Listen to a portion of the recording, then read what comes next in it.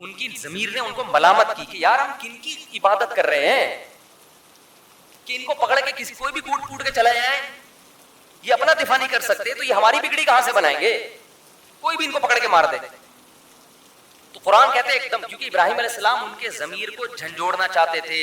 بعض دفعہ تقریروں سے فائدہ نہیں ہوتا, پریکٹیکلی کوئی کام کر کے دکھایا جاتا ہے نا, اس سے بڑی موٹیویشن ملتی ہے. تو کہنے لگے, شروع میں تو بولنے لگے کہ تم بڑے ظالم ہو دل دل میں نا, لیکن اپنے اس ضمیر کے خیال کو پھر جھٹکا ہوا کہ نکالو یار, یہ اتنے اچھے اچھے خیال آ کیوں رہے ہیں ہمیں, وہی ہے نا باپ دادا خاندانی پرمپرا. تو انہوں نے اپنے خیال کو کیا کیا, جھٹکا, اور پھر کہنے لگے لقد علمت ما هؤلاء ينطقون, اے ابراہیم تجھے پتا ہے یہ بول نہیں سکتے, یہ جب سے بنے ہیں ان کے اندر کچھ فالٹ تو ابھی پیدا ہوئے ہیں, لیکن ایک مینوفیکچرنگ فالٹ ہے, وہ یہ کہ یہ بولنے کے قابل, یہ پیدائشی گونگے پیدائشی بہرے ہیں. یہ تو میں اپنی طرف سے کہہ رہا ہوں, انہوں نے مینوفیکچرنگ وغیرہ نہیں کہا کہ یہ بول ہی نہیں سکتے.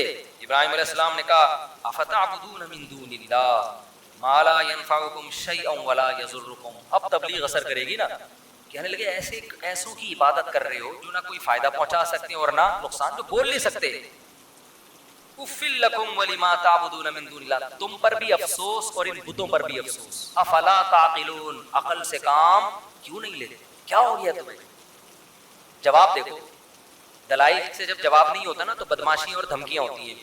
دھمکی دینے پر آ گئے, کہنے لگے حرقوہ, ابراہیم کو جلاؤ, وانصروا آلہتکم, اور اپنے خداؤں کی مدد کرو.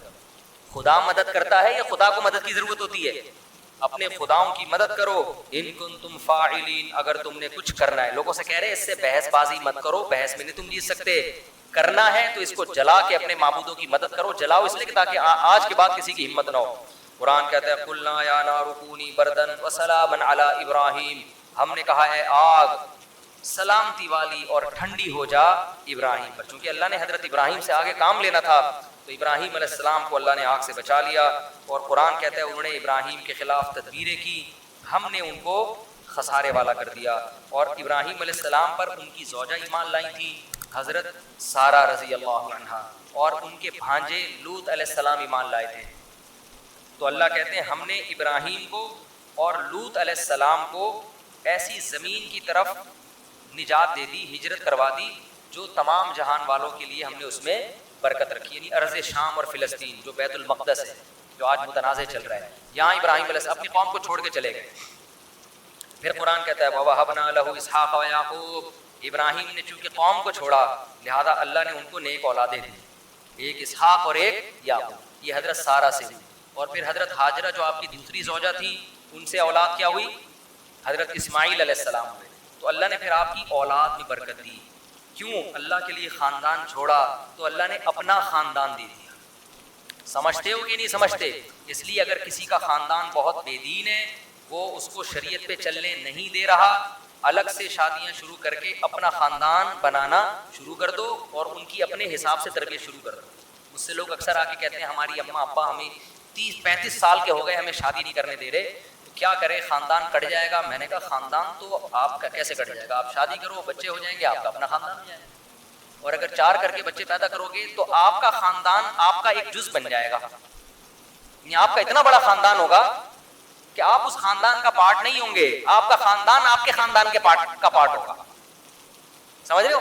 تو یہ بڑی بہترین پیکج ہے جو لوگوں کی سمجھ میں آتا نہیں ہے. حضرت ابراہیم نے یہی کیا کہ حضرت سارہ سے شادی کی اور حضرت ہاجرہ سے اپنا خاندان, اور ایسے نیک صالح اللہ نے بچے دیے, 3 پیغمبر, 2 پیغمبر اسحاق اور اسماعیل, اور اسحاق کے بیٹے پھر یعقوب, اور یعقوب کے پھر یوسف, اور ان کے بیٹے پھر مصر میں حکومت, پھر انہی میں موسیٰ علیہ السلام پیدا ہو رہے ہیں, داؤد علیہ السلام پیدا ہو رہے ہیں, سلیمان علیہ السلام پیدا ہو رہے ہیں, کتنے زکریا علیہ السلام, حضرت مریم, عیسیٰ علیہ السلام. یہ ساری قربانیوں کا صلہ تھا جو اللہ نے اولاد کی صورت میں ابراہیم علیہ السلام کو دیا. آج بھی قربانی دو, اللہ نیک صالح اولادیں دے گا انشاءاللہ. یہ نہیں کہ ماں باپ کو چھوڑ کے بھاگ جاؤ, یہ مطلب نہیں ہے. مطلب یہ کہ غیر شرعی کاموں میں اپنے خاندان کو فالو مت کرو.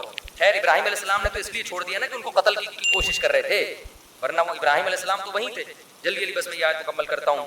اللہ کہتے ہیں ہم نے ان کو ہبہ کر دیے اسحاق, اور پوتے دیے یعقوب, اور ہم نے سب کو نیک بنایا, اور ہم نے ان کی اولادوں میں امام پیدا کیے. جو لوگوں کو ہمارے حکم سے سیدھے راستے کی تلقین.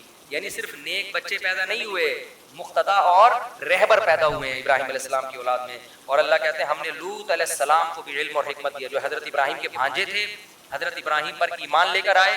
تو ابراہیم علیہ السلام پر اللہ نے لوط علیہ السلام کو نبی بنا دیا, اور پھر ان کو اللہ نے بھیجا ایسی قوم کی طرف تبلیغ کے لیے جو شرک بھی کرتی تھی اور لڑکوں سے بدفعلی بھی. لوط علیہ السلام کی قوم سے پہلے یہ جرم دنیا میں کبھی بھی نہیں ہوا. اس سے بھی پتہ چلتا ہے یہ نیچرل نہیں ہے, شیطان نے ان کو اس کام میں ڈالا. تو لوط علیہ السلام جب گئے تو انہوں نے اپنی قوم کو سمجھایا لڑکوں سے بدفعلی مت کیا کرو. پورا واقعہ قرآن میں کئی بار بیان ہوا ہے, ابھی بس میں شارٹ کر رہا ہوں. قرآن کہتا ہے ہم نے پھر لوط کو نجات دے دی اور ان کے گھر والوں کو بھی, سوائے ان کی بیوی کے, ان کو نجات دی ہم نے ایسی قوم سے کانت تعمل الخبائث, جو پلید عمل کیا کرتی تھی. اللہ کو یہ لڑکوں سے بدفعلی والا امر کیسا لگتا ہے؟ پلید عمل, گندے اعمال کرتی تھی. ہم نے لوط کو اس قوم سے بچا لیا. اور کیوں؟ انہ وادخلناہ فی رحمتنا, اور ہم نے لوط کو اپنی رحمت میں داخل کر دیا کیونکہ وہ نیک لوگوں میں سے تھے. اب جلدی 2-4 منٹ میں بیان کرتا ہوں کہ قرآن کہہ رہا ہے کچھ پیغمبر ایسے آئے جن پر بڑی مشکلات تھیں, انہوں نے مشکلات میں ہمیں پکارا, کسی بت کو نہیں پکارا, مزاروں پہ نہیں گئے, سیدھا سیدھا انہوں نے اللہ سے دعائیں مانگی اور اللہ نے ان کی پکار کو پورا کیا. تو یہاں سے شروع کرتا ہے قرآن, نوحا اذ نادی من قبل, نوح علیہ السلام 950 سال تبلیغ کرتے کرتے قوم نے ٹینشنیں دی. نوح نے ہمیں پکارا کہ اللہ اس قوم سے نجات دے دے مجھے. فاستجبنا له, ہم نے ان کی پکار کو سنا. فنجیناہ واہلہ من الکرب العظیم, ان کو اور ان کے گھر والوں کو بہت بڑے عذاب سے ہم نے بچا لیا. بہت بڑے عذاب سے, عذاب سے مراد یہ کہ جو ٹینشن قوم نے دی ہوئی تھی. اور وداؤد و سلیمان, اور اے نبی داؤد اور سلیمان کا بھی تذکرہ کریں. ایک کھیت میں بکری نے گھس کے کچھ نقصان کیا تو کیس آیا داؤد اور سلیمان علیہ السلام کے پاس. حضرت داؤد نے جو فیصلہ کیا اس کے بجائے آپ کے بیٹے حضرت سلیمان کا فیصلہ زیادہ اچھا تھا. تو قرآن نے ان کی تعریف کی کہ بیٹے نے جو کام کیا وہ باپ کے فیصلے سے بھی اچھا. لیکن قرآن کہتے ہیں ہم نے دونوں کو علم دیا, اور ہم نے داؤد علیہ السلام کے لیے پہاڑوں کو مسخر کر دیا اور پرندوں کو بھی. پرندے اور پہاڑ, داؤد علیہ السلام جب تسبیح پڑھتے تو پرندے بھی اور پہاڑ بھی ان کے ساتھ لا الہ الا اللہ کا ذکر کرتے. یہ معجزہ تھا داؤد علیہ السلام کا. یہ معجزے کیوں ملے یہ میں پہلے درسوں میں بیان کر چکا ہوں. داؤد علیہ السلام کی بہادری تھی نا, جالوت کو قتل کیا تھا انہوں نے, بھول گئے کیا آپ لوگ؟ اچھا آگے قرآن کہہ رہا ہے وَعَلَّمْنَاهُ صَنْعَةَ لَبُوسٍ لَكُمْ, اور ہم نے ان کو زرہیں بنانا سکھایا داؤد علیہ السلام کو جنگوں کے لیے. تلواریں اثر نہ کریں, لوہے کے لباس, لوہے کی ٹوپیاں بناتے تھے داؤد علیہ السلام. لوہا ہاتھ میں پگھلا دیا تاکہ سخت لڑائیوں میں یہ لوہا کام آئے. دیکھو اللہ نے کیسے اسباب کے ساتھ جوڑا ہے نا جہاد کو. اللہ یہ بھی کر سکتا تھا اے داؤد ہماری مدد آپ کے ساتھ ہے, آپ کیا جنگی ٹوپی کی اور جنگی ڈریس کی ضرورت ہے, آپ جائیں ایسے ہی جائیں, اللہ کی مدد خود بخود آسمان سے اترے گی. بھائی جو آپ کر سکتے ہیں آپ کو کرنا پڑے گا. جب میدان میں تیر چلتے ہیں, تلواریں چلتی ہیں تو گوشت پہ لگیں گی تو گوشت کٹے گا, تو اس کے لیے ڈیفنس ہے. ہمارے نبی بھی جنگی ٹوپیاں پہن کے میدان جہاد میں جاتے تھے. آج گارڈ رکھنے کو توکل کے خلاف لوگ سمجھتے ہیں اور اسلحہ رکھنے کو توکل کے خلاف سمجھتے ہیں, تو یہ پاگل ہونے کی بہت بڑی دلیل ہے. ہمارے نبی صلی اللہ علیہ وسلم جب فتح مکہ میں داخل ہوئے نا جنگ میں, تو آپ صلی اللہ علیہ وسلم نے عام معافی کا اعلان کیا, لیکن کچھ لوگوں کے بارے میں کہا جہاں پاؤ قتل کر دو. تو ابن خطل تھا غالباً, ایک بڑا بدبخت صحابی نے کہا یا رسول اللہ وہ غلاف کعبہ سے پکڑا ہوا ہے اس نے اور پناہ مانگ رہا ہے. تو آپ اپنی جنگی ٹوپی اتار رہے تھے, اس وقت جنگ ختم ہو گئی تھی نا, اور آپ نے فرمایا کہ وہیں قتل کر دو اس کو. یہ بھی ہمارے نبی کی سیرت کا ایک پہلو ہے کہ ہر بدماش کو آپ نے معاف نہیں کیا, عام معافی دی.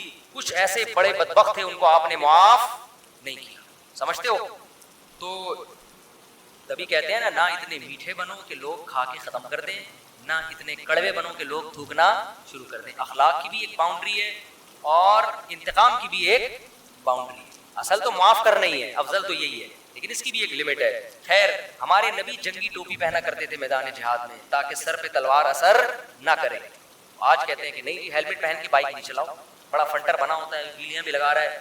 ہم بچپن میں کبھی ڈیفینس جاتے تھے, وہ لڑکوں کی ریسنگ ہو رہی ہوتی تھی, تو ایک بیلی لگا رہا تھا, سر کھل گیا اس کا, بہت بڑا فنٹر بنا ہوا تھا کہ 3 دفعہ سر کھلا تھا اس کا. سر کھلنا سمجھتے ہیں, نیچے گرا اور سر پھٹ گیا. اس کے ابا نے پھر پابندی لگائی, پھر بھی لگا رہا تھا بیلی. اب تک میرا خیال ہے انا للہ ہو چکا ہوگا. ایک اور ہمارے سامنے اللہ نے بائک کی سیٹ